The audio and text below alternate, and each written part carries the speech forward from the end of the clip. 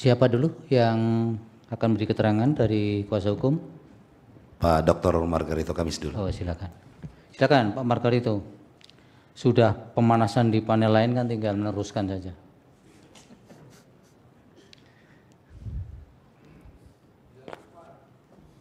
Beda isu. Beda isu, cuma 7 menit. Tapi kalau ahli kan dimanapun isu dan waktu kan juga tidak ada persoalan. Assalamualaikum warahmatullahi wabarakatuh. Selamat pagi dan salam sejahtera buat kita semua. Pak Ketua, Bapak-Bapak yang saya hormati, kuasa termohon, pemohon, pihak terkait yang saya hormati. Karena waktu ya tentu saja saya menyingkatkannya ya. Dengan catatan bahwa yang tidak saya baca dianggap baca. Yang mulia, yang dapat saya kenali dari masalah ini adalah orang yang sudah diberhentikan sementara menganggap bahwa dia belum menjabat lebih dari 1-2 tahun setengah.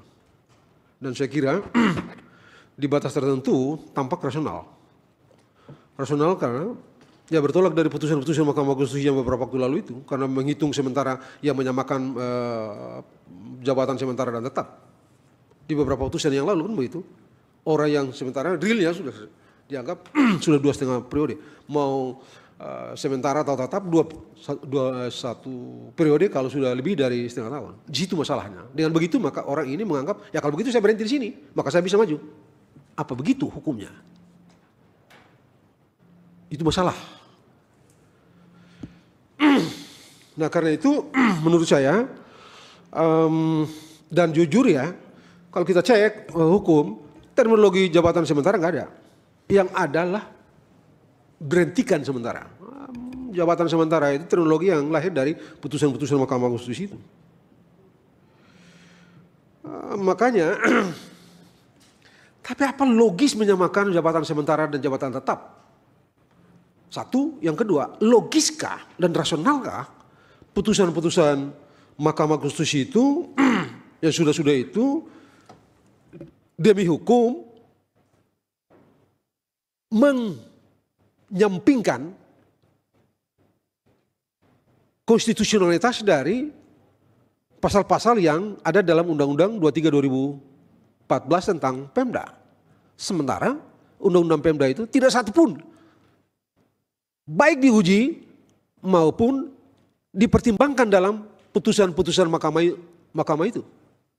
Saya tidak melihat satupun di antara pasal-pasal yang ada yang tadi dibilang Ocil itu yang dipertimbangkan dalam putusan Mahkamah Konstitusi. Jadi soalnya sekarang adalah kalau putusan Mahkamah Konstitusi itu diberlakukan ke sini, apa logis? Nah karena itu yang mulia, saya berpendapat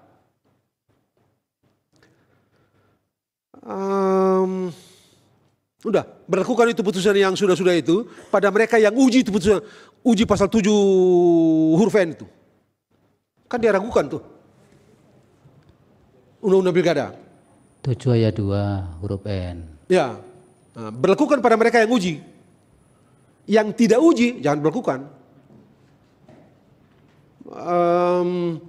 Kira-kira nalarnya begini, pakai prinsip begini.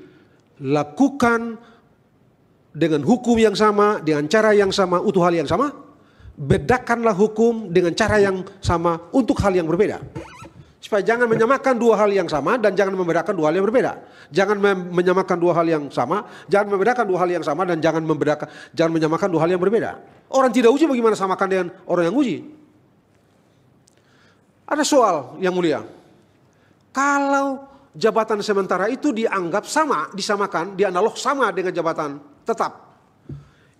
Tadi yang Oce bilang, kalau itu orang dia sidang, terbukti tidak salah, bagaimana cara kembalikan? Sementara undang-undang wajibkan dia balik. Bagaimana cara balikan? Kecuali kalau waktu dia balik masa jabatan itu selesai. Oke, tidak bisa balik. Pulihkan dengan cara lain. Tapi kalau masa jabatannya masih ada, dia sudah selesai dan terbukti tidak bersalah, dia mesti balik. Nah, bagaimana cara balikin? Bagaimana cara membalikin? Padahal dia punya hak. Kan kalau kita baca itu undang-undang itu, kita boleh bilang begini kira-kira yang mulia, satu prinsip kecil aja. Pembentuk undang-undang itu, Undang-Undang nomor 23 2014 tentang Pemda, itu kira-kira mereka punya intensi begini nih.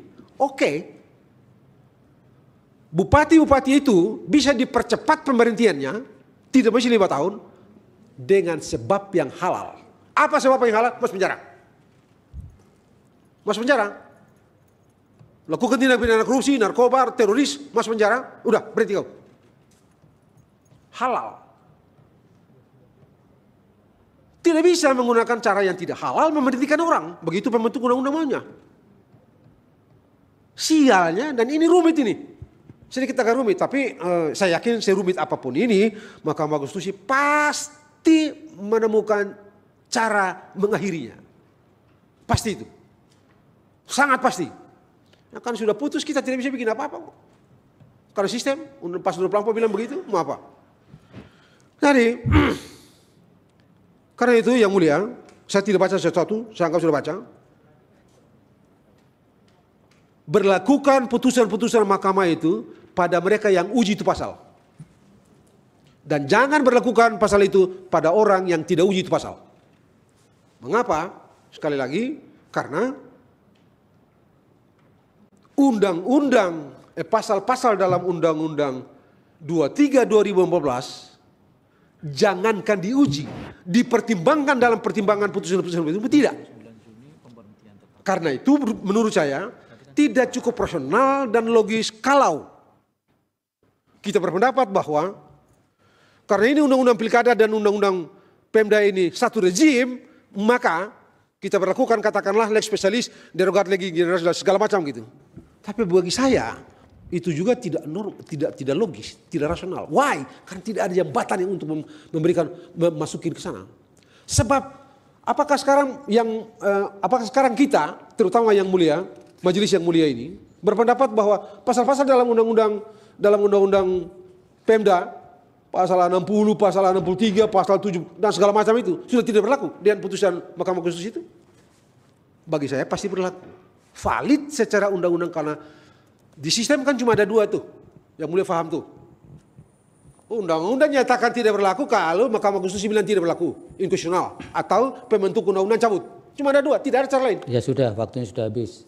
Ahli berikutnya. Jadi yang mulia tolaklah ini permohonan ini. Ya, itu yang paling pokok. Nanti dipertimbangkan. Dan saya harap dipertimbangkan betul yang mulia. Mohon dipertimbangkan betul, karena ini supaya dia logis. Iya, cukup. Ahli berikutnya. Yang Jamaluddin atau yang Ardian? Jamaluddin yang mulia. Silakan. Waktunya sama, 7 menit. Assalamualaikum warahmatullahi wabarakatuh. Waalaikumsalam. Selamat pagi dan salam sejahtera untuk kita semua.